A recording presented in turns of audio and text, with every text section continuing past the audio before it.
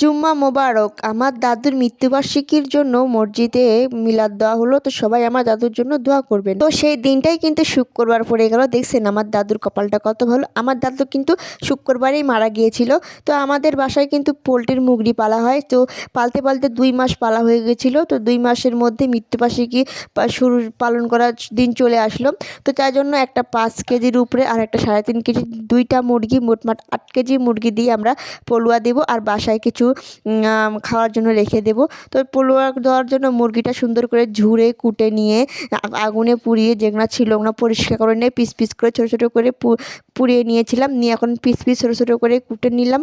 আসলে মুরগি মাংসটা পলুয়াতে যাওয়ার জন্য ছোটো পিস না করলে আসলে ভালো লাগে না, পলুয়ার মধ্যে বড় বড় দেখতে ভালো লাগে না।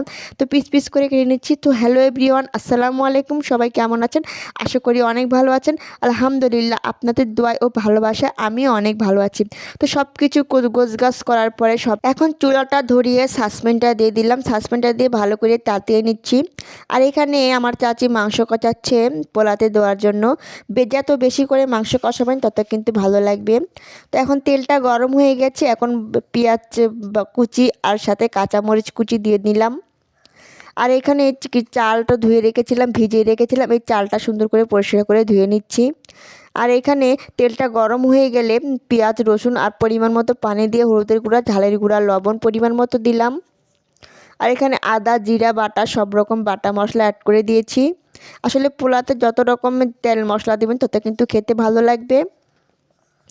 আর এখানে পরিমাণ মতো পানি দিয়ে চালটা ঢেলে দিলাম। চালটা দিয়ে এখন সুন্দর করে ভাপতে ভাপতে পোলাওটা রান্না করতে হবে। আর এখানে আমার চাচু পোলাওটা পাক করতেছে। আমার চাচুর হাতের পোলাও কিন্তু খেতে অনেক মজা লাগে। আর লাস্টে দেখবেন আমিও কিন্তু অনেক পাক শাক করতেছি। তো লাস্টে পোলাও হয়ে যাওয়ার পরে সরিষার তেল ঢেলে দিলাম। সরিষার তেলটা কিন্তু পোলাওয়ার ক্ষেত্রে অনেক ভালো লাগে। আর এখানে পোলাওয়ার পাতাটা দিয়ে দিলাম। পোলাওয়ার পাতা দিলে কিন্তু পোলাওটা সেন্ট হয় আর খেতেও অনেক ভালো লাগে। আপনারা যারা জানেন তারা কিন্তু অবশ্যই কমেন্টে জানাবেন তো পোলাওর পাতা কেমন লাগে। তো এখানে সাসপেনটা নামিয়ে নিয়ে আমিও কিছু নাড়াচাড়া করলাম আর দেখলাম পোলাওটা আমার হাতেরও কেমন স্বাদ লাগে। পোলাওটা কিন্তু স্বাদ হয়েছিল আর অনেক টেস্টি হয়েছিল। আর এখানে পোলাওটা করার জন্য কলার পাতা দিয়েছে, কলা পাতা পেয়ে নেওয়া হয়েছে। এখন পোলাওটা হয়ে গেছে, নামিয়ে নিচ্ছে।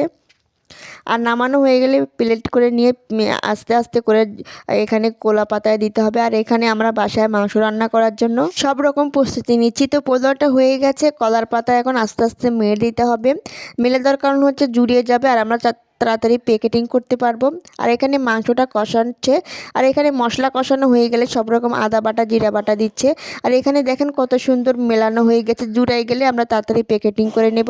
আর এখানে আমি পলিথিন ফুলিয়ে নিয়ে প্যাকেটিং করে দিচ্ছি। পরিমাণ মতো 2 পিস করে পোলোয়া দিচ্ছি, যাতে মসজিদেও হয়, পাড়া প্রতিবেশীদেরও হয়, আমাদেরও হয়, আর সাথে আত্মীয় স্বজনেরও হয়। তো আমার ভিডিওটা কেমন লাগলো অবশ্যই কমেন্টে জানিয়ে দেবেন। আর সবাই আমার দাদুর জন্য দোয়া করবেন আর সবাইকে লাইক কমেন্ট করে পাশে থাকবেন। আজকের মতো বিদায় নিচ্ছি। আল্লাহ হাফেজ।